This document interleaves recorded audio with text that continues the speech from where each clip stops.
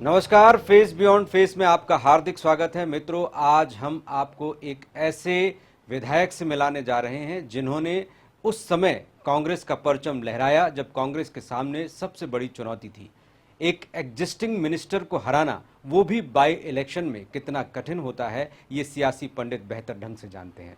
जी हाँ, हमारे साथ मौजूद हैं कांग्रेस के 2 बार के विधायक, डबरा से प्रतिनिधित्व करने वाले सुरेश राजे जी। सुरेश जी, बहुत बहुत स्वागत है आपका। धन्यवाद। सुरेश जी, बाई इलेक्शन में आपने एग्जिस्टिंग मिनिस्टर को हराया, तो दोनों ही चुनौती होती है। बाई इलेक्शन में सत्ताधारी दल को हराना और एग्जिस्टिंग मिनिस्टर जो कि एक बड़ा पोर्टफोलियो संभाले हुए हैं, तो ये कितना चुनौतीपूर्ण था आपके लिए?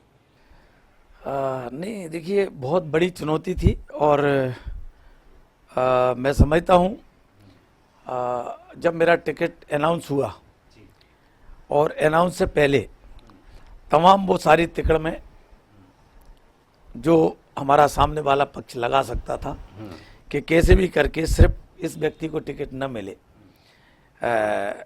वो सब किया। लेकिन मैं अपनी पार्टी का शुक्रगुजार हूँ, अपने वरिष्ठ नेतृत्व का शुक्रगुजार हूँ जिन्होंने मुझ पे बाई इलेक्शन में भरोसा किया। और उससे ज़्यादा खुशी मुझे इस बात की है कि मैं आज तक, जब तक आपसे बात कर रहा हूँ, तब तक मैं उनके भरोसे पे खरा उतरा हूँ। आपने जैसा कहा कि विरोधी ने पूरी ताकत लगाई कि आपको टिकट न मिले, जबकि टिकट आपको कांग्रेस से मिलनी थी। तो कांग्रेस में ऐसा क्या है कि विरोधी दल का व्यक्ति टिकट को प्रभावित कर सकता है? उसका ये कारण था कि मूलतः वो कांग्रेस ही थी शुरू से, जिनसे मेरा मुकाबला था।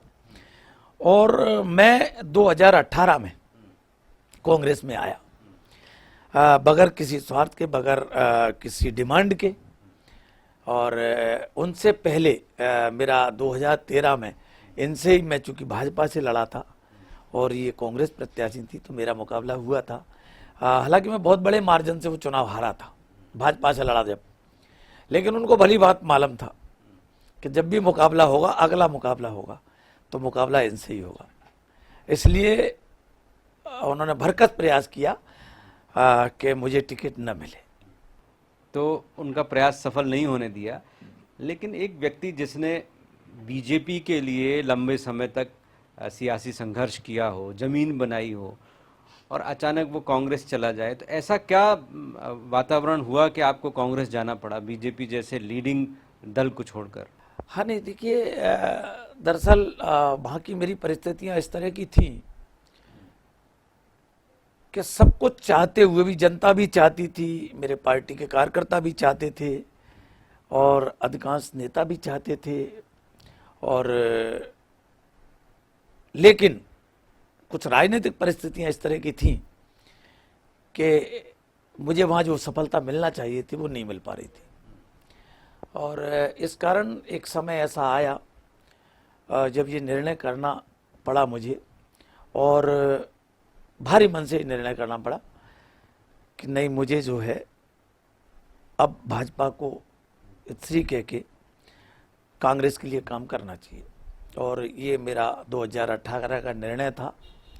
उस समय मैंने कल्पना भी नहीं की थी कि मुझे डबरा से विधानसभा लड़ना पड़ेगी। उसका कारण ये था कि वो सिटिंग एमएलए थी, श्रीमती इमरती देवी, और वो बढ़ते क्रम में जीतने वाले एमएलए थी। 2008 में उन्होंने जीत हासिल की, 2013 में मैं स्वयं उनसे पराजित हुआ, 2018 में जब मैंने उनके लिए काम किया, कांग्रेस के लिए काम किया, चूँकि वो कांग्रेस प्रत्याशी थी, तो मेरा कर्तव्य था, मेरा धर्म था, जिसे मैंने बखूबी निभाया और उनको 57,000 की लीड तक पहुंचाने में जो योगदान मुझसे बन सकता था मैंने किया। तो जब बाई इलेक्शन हुआ, आपको टिकट मिला, तो आप उनकी कमजोरियां और उनके सारे पहलुओं को बेहतर ढंग से जानते थे, इसलिए आपको फायदा मिला?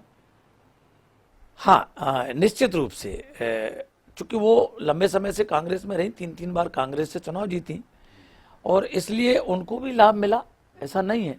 लेकिन चूंकि मैं लंबे समय तक भाजपा में काम किया और तमाम चुनाव भी मैंने भाजपा से लड़े, भले एक चुनाव छोड़ दें जो मेरी माँ सन 2000 में लड़ी मंडी अध्यक्ष का, और इमरती देवी वो पहला चुनाव लड़ी मंडी अध्यक्ष का, जो इमरती देवी हारी, वो मेरी माँ स्वर्गीय श्रीमती मोहनियाबाई राजे, वो चुनाव जीती।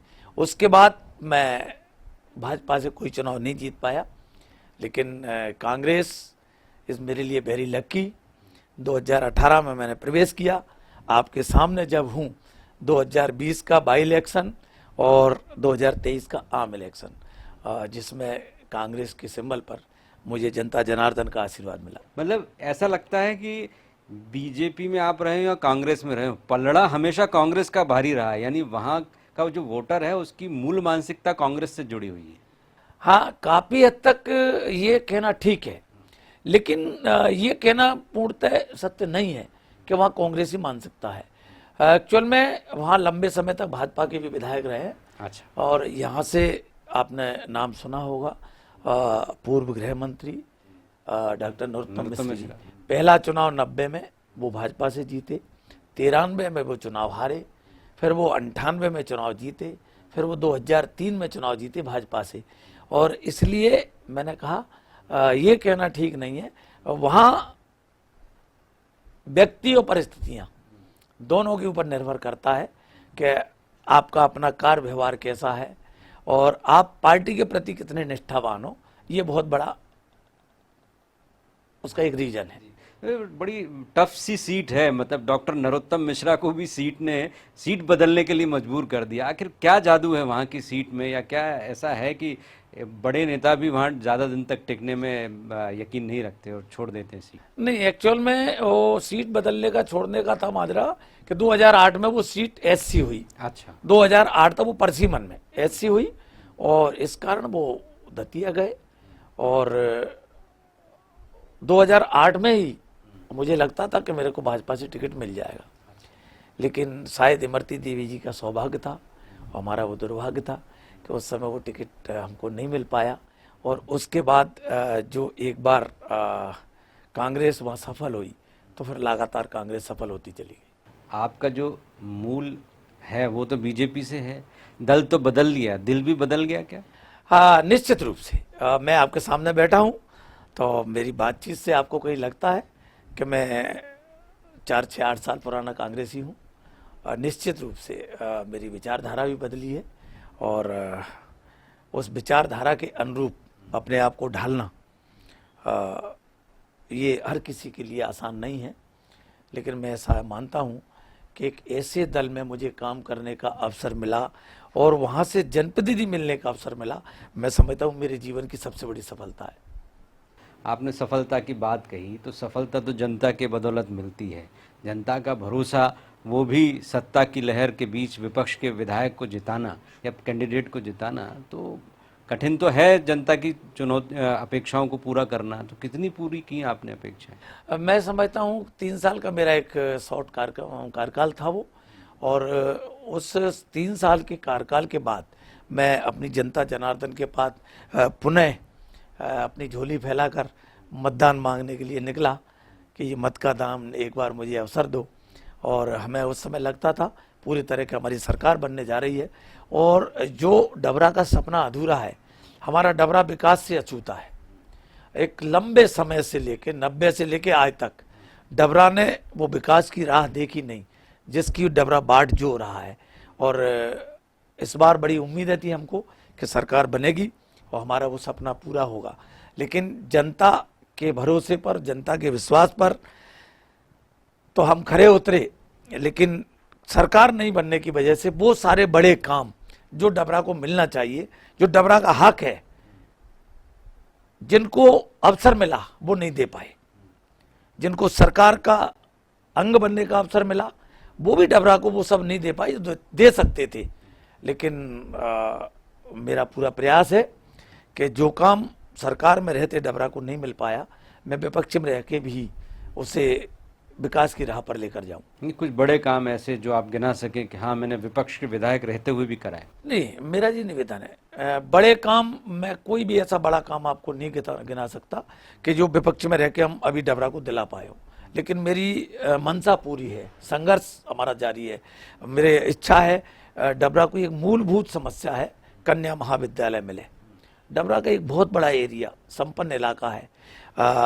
कन्या महाविद्यालय नहीं होने से हमारी बच्चियां और ऐसे तो ये सरकार द्वारा नारा देती है कि बेटी पढ़ाओ बेटी बचाओ, लेकिन बेटी पढ़ेगी कब? जब महाविद्यालय होगा। तो तमाम हमारी बच्चियों को बीच में अधर में ये अपना पढ़ाई छोड़ना पड़ती है।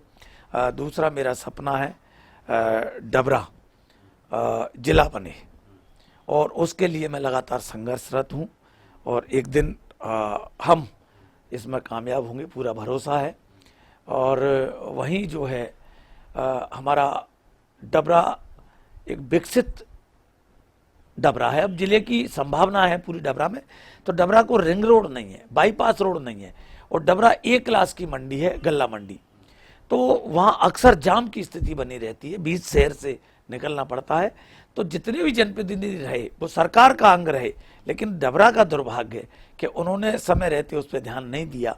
इस कारण हमारा डबरा पिछड़ा है, तो वो भी मेरी प्राथमिकता में है, और मुझे विश्वास है कि समय रहते मैं इसी कार्यकाल में ये दोनों तीनों काम जो है, जो वहाँ की मूलभूत समस्या है, निश्चित रूप से उसे पूरी करा पाऊंगा। पिछले दिनों पोस्टर लग गए कि आप तो गायब रहते हैं, नदारद रहते हैं, ढूंढना पड़ता है आपको। देखिए, मैं उनको धन्यवाद देना चाहूँगा आपके चैनल के माध्यम से, जिन्होंने मेरे बारे में ये कहा कि मैं गायब हूँ, गुम रहता हूँ।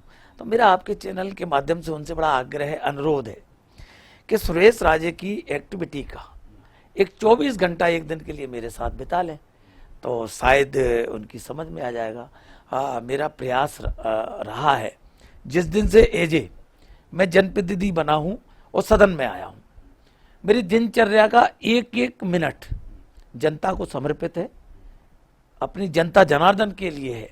और मैं कितने पल जनता के बीच हूँ। जब सदन चलता है तो 1 सेकंड की मेरी अनुपस्थिति आप बता नहीं सकते कि मैं सदन से 1 सेकंड के लिए अनुपस्थित हूँ। और अपनी जनता के बीच की बात करूँ तो कभी मेरा कोई छुट्टी का डे नहीं है, मेरा कोई विश्राम का समय नहीं है। देर रात घर पहुँचना और समय पर सिर्फ ईश्वर का नाम लेके घर से निकलना, ये मेरे जो व्यवहार में है, जो मेरी आदत में है, वो शुमार है। और ये आजकल मीडिया का युग है, कुछ भी किसी के बारे में कह दो और इसमें कुछ कहने में लगता नहीं, और चूंकि इसमें कोई कार्रवाई भी नहीं होती, इसलिए कुछ भी कहना बहुत आसान है। और मैं उन सबसे मैंने निवेदन भी किया था कि ज़्यादा नहीं 1-2 दिन मेरे साथ बिता लो, तो आपकी समझ में आ जाएगा कि कौन कहाँ कितने समय गायब रहता है। तो कौन लोग हैं जो आपके खिलाफ इस तरह से दुष्प्रचार करते हैं? निश्चित रूप से जो हमसे पराजित लोग हैं, और जो निराशा के भंवर में है, और उसी कुंठित मानसिकता के वो लोग हैं जो उनके लिए काम करते हैं। अच्छा। और जो मीडिया सेल उनका देखते हैं, ऐसे ही लोग, वो चूंकि क्षेत्र में तो उनका कोई वास्ता नहीं, क्षेत्र में वो तब भी नहीं जाते थे, आज भी नहीं जाते, क्योंकि सत्ताधारी दल के लोग हैं। ये सत्ताधारी दल के लोग हैं, इन्हें जनता के बीच जाने की जरूरत नहीं है, क्योंकि इन्हें जनता से ज़्यादा सरोकार रहता नहीं है। लेकिन मैं जनता का व्यक्ति हूँ। जब मैं किसी पद पर नहीं था तब भी मैं जनता का व्यक्ति था। आज मेरे को जो जिम्मेवारी मिली है उसे निभाते हुए मैं तब भी अपनी जनता के बीच हूँ, और इसलिए कौन क्या कह रहा है मेरे बारे में, कौन क्या लिख रहा है, उसकी चिंता मैं करता नहीं हूँ। चिंता करता हूँ तो सिर्फ एक बात की करता हूँ कि मैं अपनी जनता के बीच अगर 2 घंटे भी नहीं पहुँचा हूँ तो क्यों नहीं पहुँचा हूँ, उसकी पूर्ति मुझे करना है। जनता बड़ी अजीब सी है, जो व्यक्ति मिनिस्टर है, लगातार जीतता रहा, उसको हरा के आपको जिता दिया, और आप कह रहे हैं कोई बड़े काम हम करा नहीं पाए। तो ये जनता आखिर आपके पक्ष में किस वजह से आई? कोई जादू की छड़ी घुमाई आपने? नहीं, जादू की छड़ी तो नहीं है, बस इतना ही है कि जनता को ये भरोसा था कि ये व्यक्ति कमिटमेंट वाला व्यक्ति है। और चूंकि देखिए, उन्होंने जनता के विश्वास को धोखा दिया, जनता के मत के साथ छलावा किया। जिस जनता ने 3-3 बार एमएलए बनाया, सत्ता के शिखर सिंहासन तक पहुंचाया, कैबिनेट मंत्री के बाद सीधा सीएम, एक बड़ा पद है जो नहीं मिला। और अगर जनता के ऐसे मत के साथ धोखा करना, मुझे लगता है हमारी जनता ने सबसे बड़ा बुरा अगर किसी चीज़ को माना तो इस चीज़ को माना, और इसलिए दूसरी बार भी मेरे पे भरोसा किया। नहीं, तो जब ये दल बदल कर रही थी, ये सियासत की पटकथा लिखी जा रही थी, तब आप कांग्रेस में ही थे? आपको पता था कि ऐसा होने वाला है? नहीं, मैं उस समय निश्चित रूप से कांग्रेस में था, और चूंकि चुनाव जीतने के बाद जैसे ही वो मंत्री बनी तो उनका कार्य व्यवहार अपनी जनता के प्रति, अपने कार्यकर्ता के प्रति निश्चित रूप से बदल गया। शायद कुर्सी एक ऐसी चीज है, लोग कहते हैं कि मंत्री बनने के बाद लोग बदल जाते हैं, वही उनके साथ भी हुआ। और इस कारण कार्यकर्ता से बात करना तो मैं समझता हूँ बहुत बेईमानी की बात थी, और उन्होंने जो भी निर्णय लिए अपने विवेक से, अपने बड़े नेताओं के कहने पर लिए। नहीं, पर वो क्यों नहीं लेती जब उनके आका या राजनीतिक उनके सरपरस्त ज्योतिरादित्य सिंधिया जो कांग्रेस के उस वक्त बड़े फेस हुआ करते थे, यदि वो दल बदल कर रहे हैं तो क्यों नहीं उनके समर्थक दूसरे दल में उनके साथ जाएंगे? क्योंकि उनकी निष्ठा तो ज्योतिरादित्य सिंधिया जी के प्रति थी और उन्होंने निष्ठा निभाई। नहीं, देखिए, जहाँ तक मेरा ये मानना है, किसी भी के प्रति, किसी भी नेता के प्रति, ईश्वर के प्रति आस्था रखना एक अलग बात है, लेकिन हमारी आस्था उसके प्रति उससे ज्यादा कमिटमेंट हमारा होना चाहिए। जिस जनता ने हमको इस लायक बनाया है, निश्चित रूप से मैं मानता हूं नेताओं का आशीर्वाद चाहिए, कई मामले में नेताओं की मदद चाहिए होती है, लेकिन उस जनता ने जब हमको चुना है तो उस समय वो जनता ने क्या सोच के चुना है, ये भी हमारी नैतिक जिम्मेवारी बनती है। ये पहली नैतिक जिम्मेवारी है। वोट तो जनता ने दिया ना, मैं मान लेता हूं टिकट कोई नेता दिला देगा, लेकिन वोट तो जनता जनार्दन देगी। वो काम जनता का जो है वो कोई नेता नहीं कर सकता।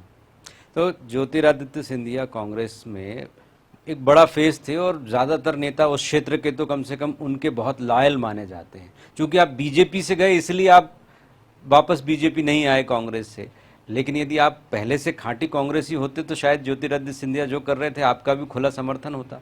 नहीं, देखिए, मैं आपकी जानकारी के लिए डालूं, ऐसा नहीं है। भारतीय जनता पार्टी ने मुझे 3 अवसर दिए। अगर मुझे सिर्फ टिकट की लालसा में जाना होता या दल बदल करना होता, दल बदल वो कहलाता है कि हमने टिकट के लिए हमने पार्टी छोड़ी और हम दूसरी पार्टी में टिकट पाए और चुनाव लड़ गए। ऐसा नहीं था। 2018 में मेरी कोई मंशा कहीं से टिकट पाने की नहीं थी, और इसलिए हमें ये लगा कि कई मामलों में जो वर्तमान का परिदृश्य, और एक घटना आपको ध्यान हो, 2 अप्रैल की घटना इस तरह की घटी, उस घटना ने हमारे मन को व्यथित किया, हमको ये सोचने पे मजबूर किया कि अनेकता में एकता, यही है भारत की विशेषता। ये कहने में बहुत अच्छा लगता है, लेकिन अगर इस शब्द को कोई चरितार्थ करता है तो वो पार्टी है कांग्रेस पार्टी। इसलिए मैंने वो भाजपा का दामन छोड़ा और कांग्रेस को मैंने ज्वाइन किया, और आज मैं जब आपके सामने हूँ तो मैं बहुत गर्व के साथ कह सकता हूँ कि ऐसे दल में काम करने का सौभाग्य भी हर किसी को प्राप्त नहीं होता। ऐसे दल की आप बात कर रहे हैं जो दल पिछली बार चुनाव हार गया, इससे पहले बनी बनाई सत्ता को उसने खो दिया अपनी ही गलतियों से। आपका ही नेता बीजेपी का बड़ा नेता और केंद्र का मंत्री बना हुआ है, तो ये सब परिस्थितियां, इनके बीच में आप कांग्रेस को बेहतर दल बता रहे? देखिए, सरकारें आती जाती रहती हैं, हमारे सिद्धांत का भी अपना एक महत्व है। पद पा लेना बहुत बड़ी बात नहीं है, लेकिन सम्मान पा लेना उससे बड़ी बात है। पद मिल जाने से सम्मान नहीं मिलता, मेरा ऐसा मानना है। जो सम्मान मनीष सिंधिया जी का कांग्रेस में था, जीवन में भाजपा में कभी मिल नहीं सकता, वो उसको प्राप्त कर नहीं सकते, मेरा ऐसा दावा है। और जहाँ तक सवाल है कि सरकारें आई गई, तो भारतीय जनता पार्टी चाल चरित्र और चेहरा, बहुत सारे नारे इस तरह के देती थी, लेकिन अकेला कांग्रेस मध्य प्रदेश उदाहरण नहीं है दल बदल का।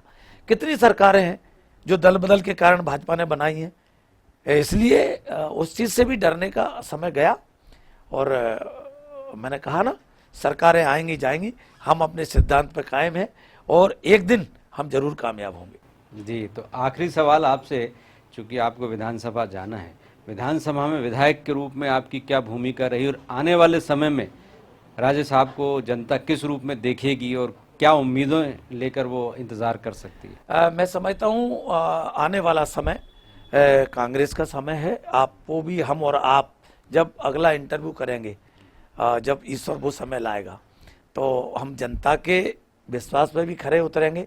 और जनता तो चाहती है सरकार कांग्रेस की बने, लेकिन उसके अनेक कारण हैं कि कांग्रेस सरकार नहीं बना पा रही है और भाजपा जनता नहीं चाह रही, उसके बावजूद सरकार बना रही है। और ये भी मिथक टूटेगा और हम नेक्स्ट 28 में सरकार में होंगे। और 28 के साथ साथ मैं आपको बड़े विश्वास के साथ कह रहा हूं कि हम 29 में केंद्र में भी सरकार में होंगे। चलिए, तो ये तो आपकी बात है। अब व्यक्तिगत आपने कुछ सोच रखा है आपके लिए?